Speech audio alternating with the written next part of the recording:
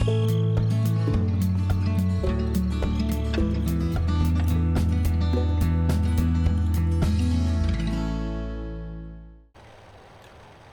to Thueringer for Farming Simulator 15. We now continue in our reading of The Octopus, a story of California by Frank Norris, Chapter 3. In another moment he raised his head and looked from face to face around the group. After all, these were his neighbors, his friends, men with whom he had been upon the closest terms of association. In a way, they represented what now had come to be his world. His single swift glance took in the men one after another. Annixter, rugged, crude, sitting awkwardly and uncomfortably in his chair, his unhandsome face, with its outthrust lower lip and deeply cleft masculine chin, flushed and eager, his yellow hair disordered, the one tuft on the crown standing stiffly forth like the feather in an Indian scalp lock. Broderson, vaguely combing at his long beard with a persistent maniacal gesture, distressed, troubled, and uneasy.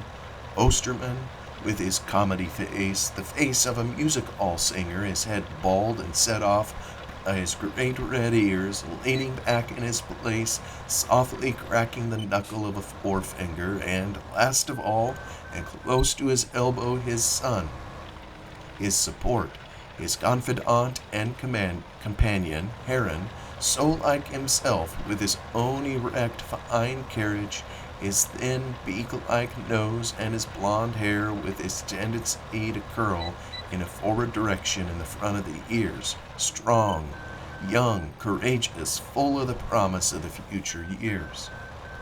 His blue eyes looked straight into his father's with what Magnus could fancy a glance of appeal. Magnus could see that expression in the faces of the others very plainly. They looked to him as their natural leader, their chief, who was to bring them out from this abominable trouble which was closing in upon them, and in them all he saw many types. These men around his table on that night of the first rain of a coming season, seemed to stand in his imagination for many others, all the farmers, ranchers, and wheat growers of the great San Joaquin.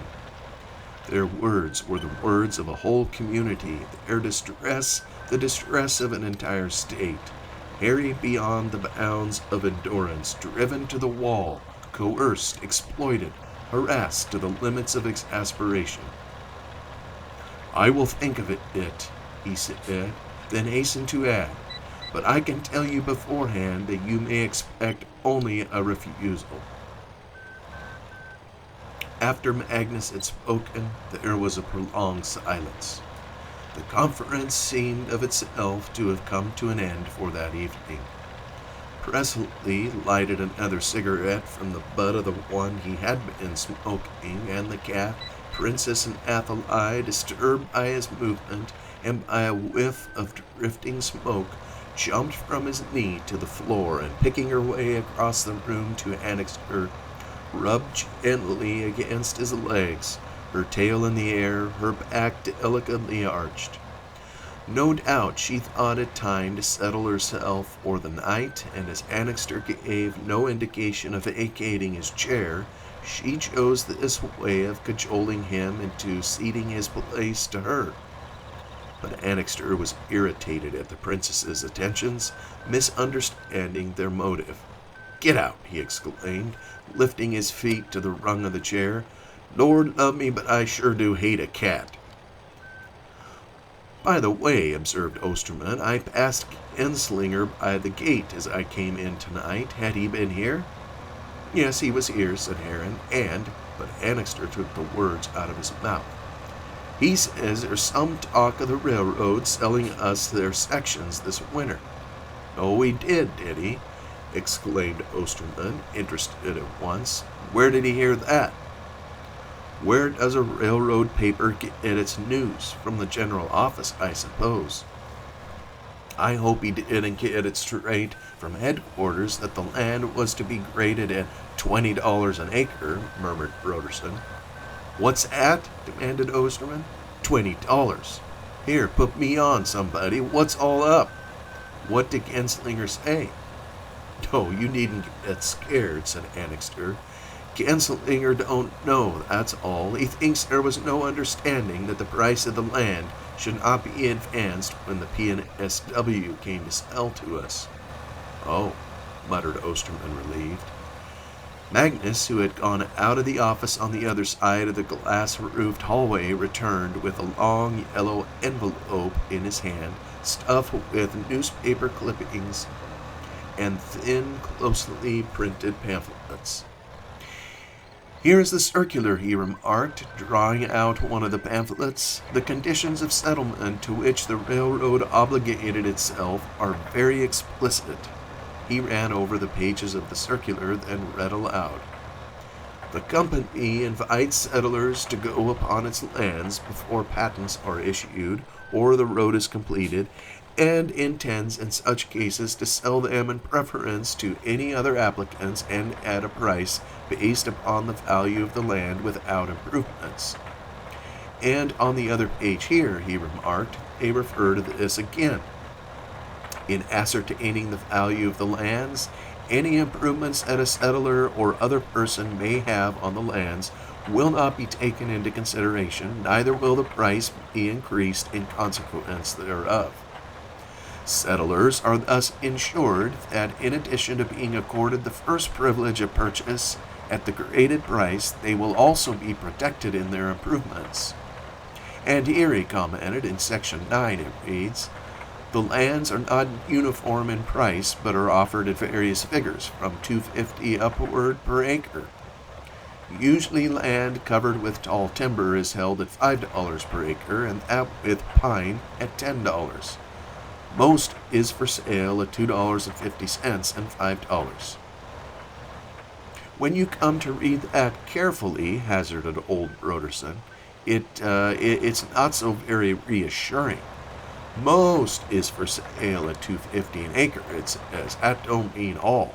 That only means some. I wish now that I had secured a more ironclad agreement from the P&SW when I took up its sections on my ranch, and Genslinger is in a position to know the intentions of the railroad. At least he is in touch with them. All newspaper men are. Those, who are subsidized by the general office. But perhaps Genslinger isn't subsidized. I don't know. I'm not sure. Maybe, perhaps. Oh, you don't know, and you do know, and maybe and perhaps, and you're not so sure, vociferated Annixter. How about ignoring the value of our improvements? Nothing hazy about that statement, I guess. It says in so many words that any improvements we would make will not be considered when the land is appraised, and that's the same thing, isn't it? The unimproved land is worth $2.50 an acre. Only timberland is worth more, and there's none too much timber about here. Well, one thing at a time, said Heron. The thing for now is to get into this primary election and the convention and see if we can push our men for railroad commissioners. Right, declared Annixter. He rose, stretching his arms above his head. I've about talked all the wind out of me, he said. Think I'll be moving along. It's pretty near midnight. But when Magnus's guests turned their attention to the matter of returning to their different ranches, they abruptly realized that the downpour had doubled and trebled in its volume since earlier in the evening. The fields and roads were veritable seas of viscid mud, the night absolutely black dark, assuredly not a night in which to venture out. Magnus insisted that the three ranchers should put up in Los Muertos. Osterman accepted at once. Annixter, after an interminable discussion, allowed himself to be persuaded, in the end accepting as though granting a favor. Broderson protested that his wife, who was not well, would expect him to return that night and would, no doubt, first if he did not appear. Fret if he did not appear. Furthermore, he lived close by at the junction of the county and lower road. He put a sack over his head and shoulders, persistently declining Magnus's offered umbrella and rubber coat, and hurried away, remarking that he had no foreman on his ranch and had to be up and about at 5 the next morning to put his men to work. Fool, muttered Annixter when the old man had gone. Imagine farming a ranch the size of his without a foreman. Heron showed Osterman and Annixter where they were to sleep in adjoining rooms. Magnus soon afterward retired. Osterman found an excuse for going to bed, but Annixter and Heron remained in the latter's room in a haze of blue tobacco smoke, talking. But at length, at the end of all argument, Annixter got up, remarking, "Well, I'm going to turn in. It's nearly 2 o'clock." He went to his room, closing the door, and Heron, opening his window to clear out the tobacco smoke, looked out for a moment across the country toward the south. The darkness was profound, impenetrable. The rain fell with an uninterrupted roar. Near at hand, one could hear the sound of dripping eaves and foliage and the eager sucking sound of the drinking earth. And abruptly, while Heron stood looking out, one hand upon the upraised sash, a great puff of the outside air invaded the room, odorous with the reek of the soaking earth, redolent with fertility, pungent, heavy, tepid.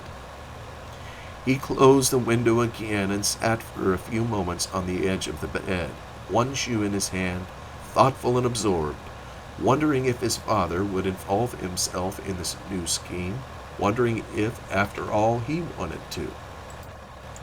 But suddenly he was aware of a commotion issuing from the direction of Annixter's room, and the voice of Annixter himself upraised in expostulation and exasperation. The door of the room to which Annixter had been assigned opened with a violent wrench, and an angry voice exclaimed to anyone who would listen, "Oh yes, funny, isn't it? In a way it's funny, and then again in a way it isn't." The door banged, so that all the windows of the house rattled in their frames. Heron hurried out into the dining room, and there met Presley and his father, who had been aroused as well by Annixter's clamor. Osterman was there too, his bald head gleaming like a bulb of ivory in the light of the lamp that Magnus carried. "What's all up?" demanded Osterman. "Whatever in the world is the matter with Buck?" Confused and terrible sounds came from behind the door of Annixter's room, a prolonged monologue of grievance broken by explosions of wrath and the vague noise of someone in a furious hurry. All at once, and before Heron had a chance to knock on the door, Annixter flung it open. His face was blazing with anger, his outthrust lip more prominent than ever, his wiry yellow hair in disarray, the tuft on the crown sticking straight into the air like the upraised hackles of an angry hound. Evidently he had been dressing himself with the most headlong rapidity. He had not yet put on his coat and vest, but carried them over his arm, while his disengaged hand he kept hitching his suspenders over his shoulders with a persistent and hypnotic gesture. Without a moment's pause, he gave vent to his indignation in a torrent of words. "Ah, yes, in my bed, sloop, aha! I know the man who put it there," he went on, glaring at Osterman, "and that man is a pip! Sloop, slimy, disgusting stuff, you heard me say I didn't like it when the chink passed it to me at dinner. And just for that reason you put it in my bed, and I stick my feet into it when I turn in. Funny, isn't it? Oh yes, too funny for any use. I'd laugh a little louder if I was you."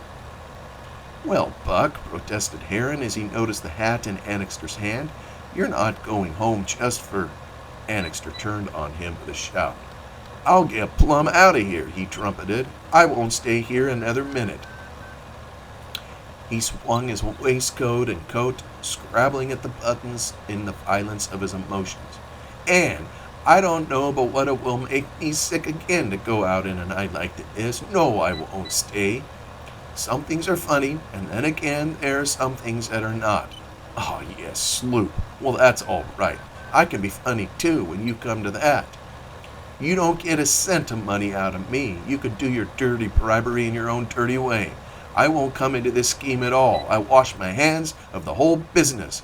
It's rotten and it's wild-eyed. It's dirt from start to finish, and you'll all end in state's prison. You can count me out." "But, Buck, look here, you crazy fool," cried Aaron. "I don't know who put that stuff in your bed, but I'm not going to let you go back to Quien Sabe in a rain like this." "I know who put it in there," clamored the other, shaking his fists. "And don't call me Buck, and I'll do as I please. I will go back home. I'll get plumb out of here. Sorry I came. Sorry I ever lent myself to such a disgusting, dishonest, dirty bribery game as this all tonight. I won't put a dime into it. No, not a penny." He stormed to the door leading out upon the porch, deaf to all reason. Heron and Presley followed him, trying to dissuade him from going home at that time of night and in such a storm, but Annixter was not to be placated.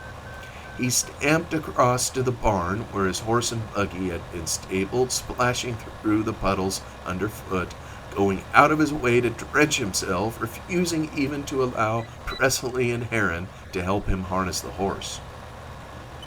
"What's the use of making a fool of yourself, Annixter?" remonstrated Presley as Annixter backed the horse from the stall.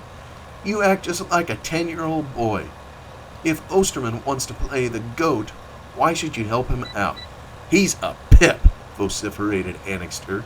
"You don't understand, Presley. It runs in my family to hate anything sticky. It's heredity. How would you like to get into bed at 2 in the morning and jam your feet down into a slimy mess like that? Oh no, it's not funny then. And you mark my words, Mr. Heron Derrick," he continued, as he climbed into the buggy, shaking the whip towards Heron. "This business we talked about tonight, I'm out of it. It's yellow. It's too cursed dishonest."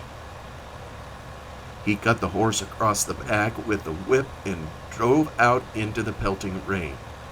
In a few seconds, the sound of his buggy wheels was lost in the muffled roar of the downpour.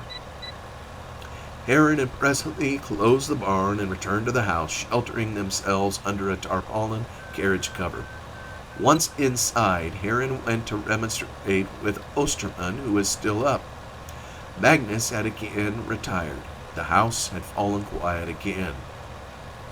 As Presley crossed the dining room on the way to his own apartment in the second story of the house, he paused for a moment, looking about him.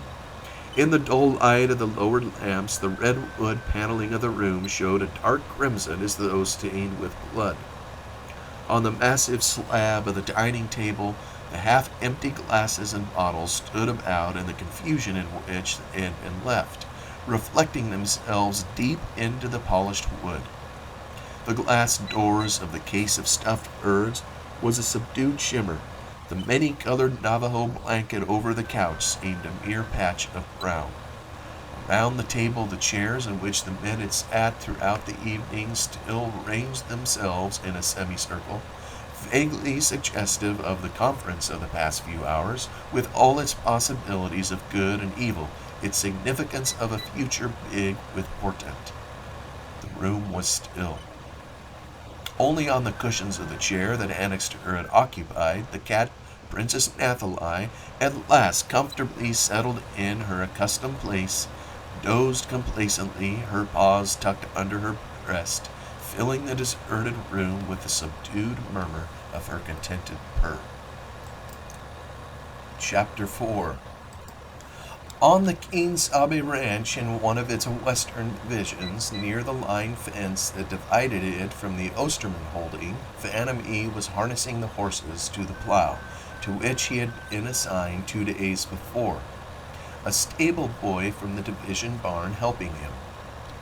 Promptly discharged from the employ of the sheep raisers after the lamentable accident near the Long Trestle, Phantom E had presented himself to Heron, asking for employment. The season was beginning. On all the ranches, work was being resumed. The rain had put the ground into admirable condition for plowing, and Annixter, Broderson, and Osterman all had their gangs at work.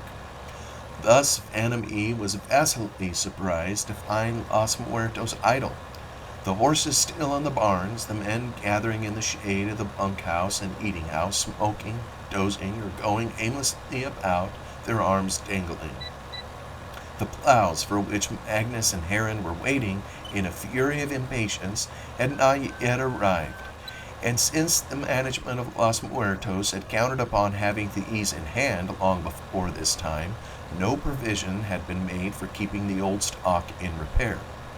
Many of these old plows were useless, broken, and out of order. Some had been sold. It could not be said definitely when the new plows would arrive. Heron had decided to wait 1 week longer, and then, in case of their non-appearance, to buy a consignment of the old style of plow from the dealers in Bonneville. He could afford to lose the money better than he could afford to lose the season. Failing of work on Los Muertos, Vanamy had gone to Quien Sabe. Annixter, whom he had spoken to first, had sent him across the ranch to one of his division superintendents, and this latter, after assuring himself of Vanamy's familiarity with horses and his previous experience, even though somewhat remote, on Los Muertos, had taken him on as a driver of one of the gang plows then at work on his division.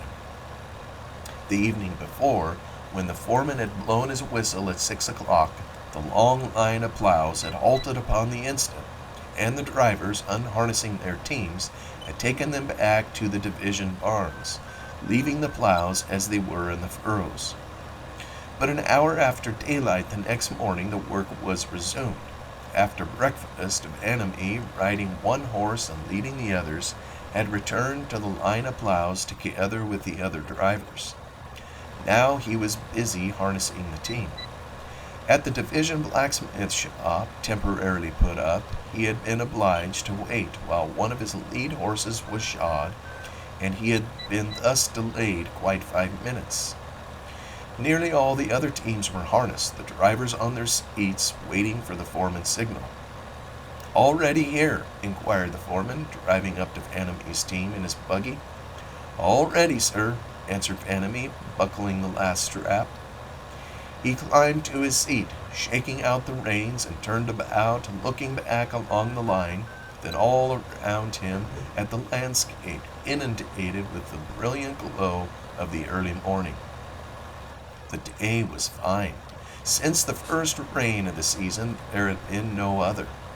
Now the sky was without a cloud, pale blue, delicate, luminous, scintillating with morning. The great brown earth turned a huge flank to it, exhaling the moisture of the early dew. The atmosphere, washed clean of dust and mist, was translucent as crystal. Far off to the east, the hills on the other side of Broderson Creek stood out against the pallid saffron of the horizon, as flat and as sharply outlined as if pasted on the sky. The campanile of the ancient mission of San Juan seemed as fine as frost work. All about, between the horizons, the carpet of the land unrolled itself to infinity. But now it was no longer parched with heat, cracked and warped by a merciless sun powdered with dust. The rain had done its work. Not a clod that was not swollen with fertility, not a fissure that did not exhale the sense of fecundity. One could not take a dozen steps on the ranches without the brusque sensation that underfoot the land was alive, roused at last from its sleep, palpitating with the desire of reproduction. Deep down there in the recesses of the soil, the great heart throbbed once more, thrilling with passion, vibrating with desire, offering itself to the caress of the plow, insistent, eager, imperious. Dimly one felt the deep-seated trouble of the earth, the uneasy agitation of its members, the hidden tumult of its womb, demanding to be made fruitful, to reproduce, to disengage the eternal renascent germ of life that stirred and struggled in its loins. The plows, 35 in number, each drawn by its team of 10, stretched in an interminable line nearly a quarter of a mile in length, behind and ahead of Vanamy. They were arranged, as it were, in echelon, not in file, not one directly behind the other, but each succeeding plow its own width farther in the field than the one in front of it. Each of these plows held 5 shears, so that when the entire company was in motion, 175 furrows were made at the same instant. At a distance, the plows resembled a great column of field artillery. Each driver was in his place, his glance alternating between his horses and the foreman nearest at hand. Other foremen in their buggies or buckboards were at intervals along the line, like battery lieutenants. Annixter himself, on horseback, in boots and campaign hat, a cigar in his teeth, overlooked the scene.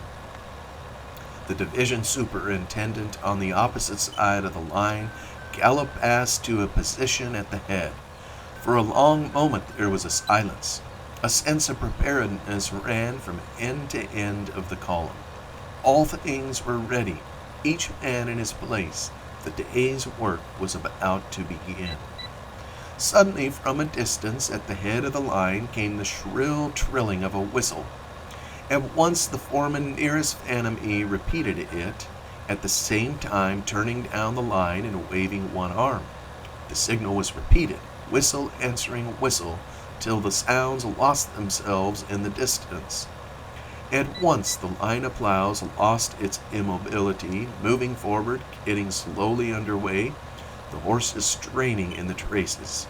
A prolonged movement rippled from team to team, disengaging in its passage a multitude of sounds, the click of buckles, the creak of straining leather, the subdued clash of machinery, the cracking of whips, the deep breathing of nearly 400 horses, the abrupt commands and cries of the drivers, and last of all the prolonged, soothing murmur of the thick brown earth turning steadily from the multitude of advancing shears. The plowing thus commenced continued. The sun rose higher. Steadily the 100 iron hands kneaded and furrowed and stroked the brown, humid earth. The 100 iron teeth bit deep into the Titan's flesh.